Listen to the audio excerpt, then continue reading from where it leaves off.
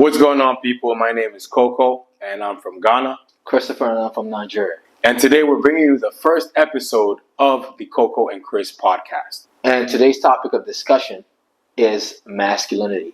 Now, I want you to think, when you think about masculinity, what's the first thing that pops in your mind? In many cases, when people think about masculinity, superheroes and action figures like Superman, Batman, Jason Statham, Sylvester Stallone, Arnold Schwarzenegger pops to your mind, and that's for really good reason. You see, what masculinity does for you, doesn't matter whether you're a man or whether you're a woman, is that it helps you to make decisions, the right decisions, based off your rational thinking. Now, this doesn't really have to do too much with how you feel about it, right? So you wake up in the morning at 5 a.m. to go to work, even if you don't feel like waking up at 5 a.m. to go to work. This is one of the beauties of having masculinity. It helps you to make the right decisions for success. Just like Chris said, masculinity helps you make the right decision for you to reach your specific goal, right? So personally, I define masculinity as having clarity of purpose and then moving towards that purpose, or taking the actions required to fulfill that purpose, right? So like Chris was saying, we have action stars like Rambo, maybe Jet Li, Jackie Chan, Dolph Lundgren, recently Michael B. Jordan, right? All these people in their movies, they all have a masculine prerogative, and it's usually a mission. And with Michael B. Jordan's case, it was to defeat whoever it is that he had to defeat in whether it was Creed 1, Creed 2, Creed 3. There was someone that he had to defeat to get to the next level, right? That was his purpose. Sylvester Stallone, depending on which movie, maybe he has his friends have been kidnapped by some people, got to go rescue them, or he's in an enemy's country, he has to escape, like whatever it is, in that moment in your life that you have to achieve, that is your purpose. So your purpose will be changing as you progress in life.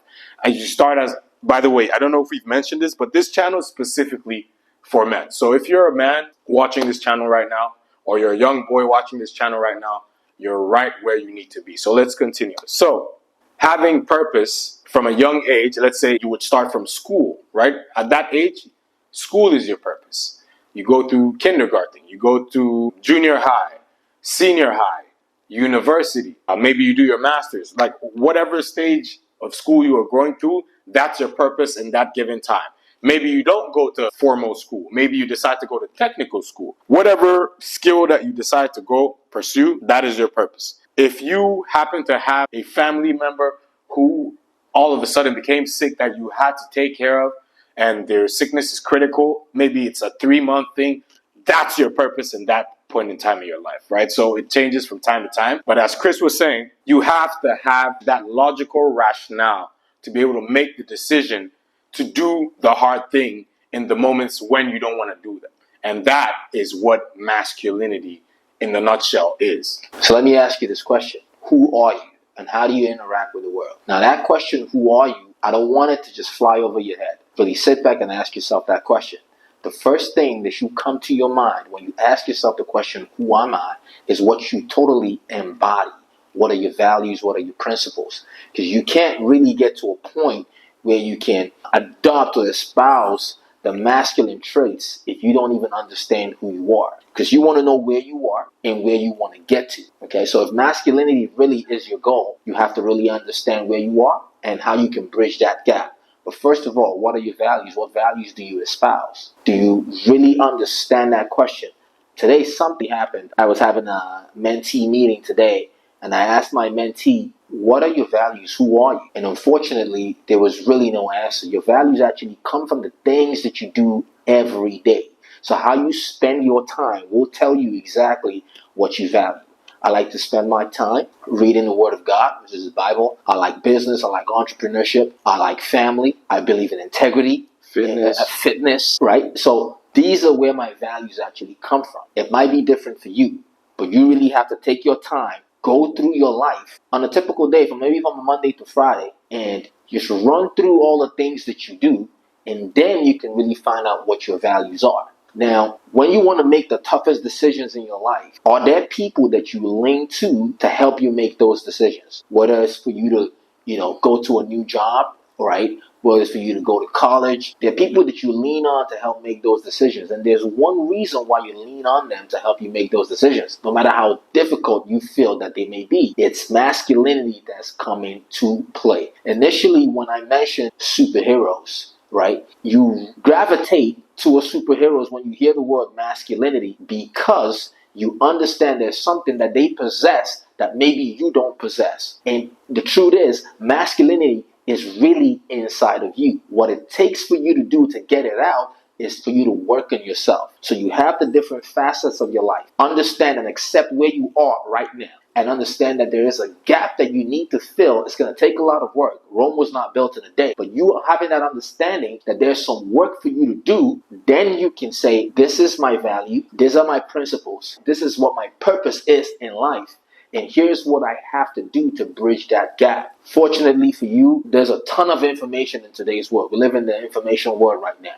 There's a ton of value everywhere that you go, whether you're reading books, whether it's through social media, whether it's on TV. There is really no reason for you to say you don't understand where you are. I do understand that some people may be really struggling with that right now, but that's why we are making this for you today. This is really not about us because we've done the work and we continue to do that work every day, right? So we understand that in our spiritual life, we need to grow in that area, all right? That's masculinity. Understanding that you will never actually reach your final goal. You're always working towards something.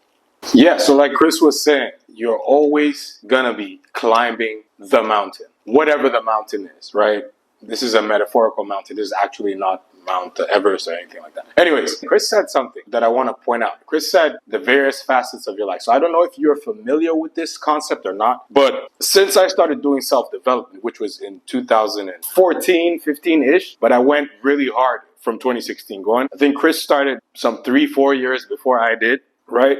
We have been taught that there are various facets of our lives. So these areas consist of our finances, our spiritual lives, our relationships, our physical fitness, and our emotional health and emotional something. You get what I'm trying to say. And we have to grade these various areas of our lives on a scale of 1 to 10 to see where we're really at. And we have to be really honest with ourselves, because if you're not honest with yourself, we can't help you. Nothing we tell you can help you. We are a result of extreme and radical honesty that we had to look in the mirror and say, you know what, we're not here in this area, we want to get here. And we worked on ourselves, right? You can see that me and Chris are kind of physically fit. I say kind of because I don't like to brag about these kind of things. Someone might see this and say, oh, look at them, they're bragging. But we're kind of physically fit because what we value fitness. Like Chris said, he values reading the Word of God. We are both Christians. Are we perfect Christians? Absolutely. Far from.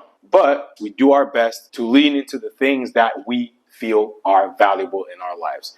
And we are here to help you discover what it is that you value in your life, whether it's relationships, whether it's you value money. Honestly, I think having money as your highest value is a very, it's going to be a sad end for you. That's my honest opinion. Someone might differ, but if you value money above everything else, that's a sad life. I'm going to add to what Coco is saying here. Look, if money is your ultimate value, you will do absolutely anything to achieve that, which means to you, the end will justify the means. You would get your hands into a lot of filthy and nefarious stuff, right? Because money should always be a byproduct of the value that you bring into the world. Exactly. Whether it's through your career, whether it's through your business, whether it's even through doing social media, but you bring value in direct proportion to the amount of money that you get, okay? So if you bring low value, you'll make a low amount of income, right? If you bring high value, you get a high amount of income. That's just it. The universe, whatever you put into the universe, is exactly what you get out.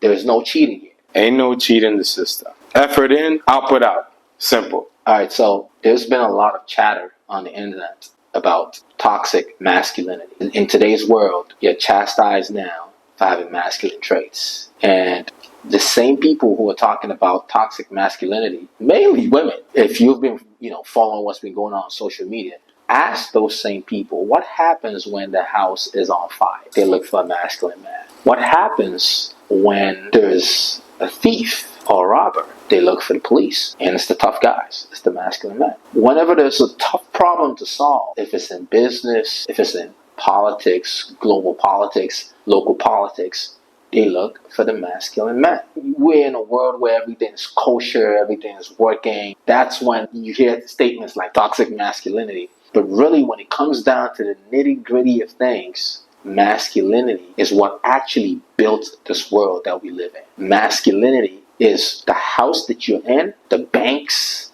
the industries, the oil industry. It's all because of masculinity. So like Chris was saying, right? All these things came to fruition because of what? Masculine drive. Because certain men decided, you know what? These problems are tough. We need to figure a way to solve these problems and make everyone's life easier. And these men sat in some box or in some room and thought and thought and thought and thought and made so many sacrifices just so they could bring those products to fruition so that people in the world today can enjoy them, right? It's unfortunate that we live in times where, like Chris was saying, masculinity is demonized in men.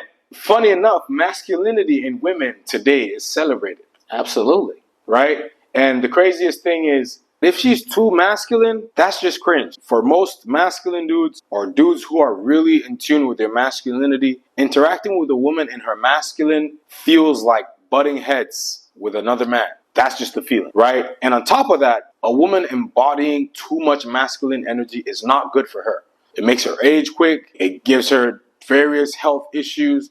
Like I always say, women were not made for hard labor.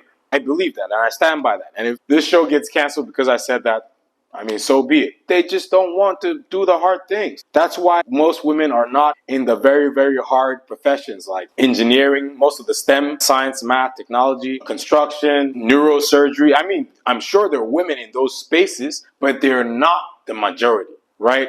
So basically, my point is, it's good to be masculine as a man, but it's not good to be too masculine as a woman, because that will cost you. If that's your prerogative as a woman, you want to go full on, you want to be like a man, you want to be as hench as a man, you want to be able to make as much money as a man can make, do you, right? But just know that it comes at a cost. You can't have it all. You will lose your femininity in pursuit of masculine purpose. That's just what it is. So that's all I've got for you guys. I don't know if Chris has anything else to add, but I'm done. I'm just going to say this. A woman can be masculine, but to achieve a specific purpose. If a woman is a CEO of a company, if she's in the military, if she's in the police, these are certainly masculine roles. For that reason, I see how it makes sense to embody masculinity to achieve success in their roles. Mm-hmm. But in the family dynamic, in the nuclear family dynamic between a man and a woman, when that woman comes back home, she had better be feminine, because the husband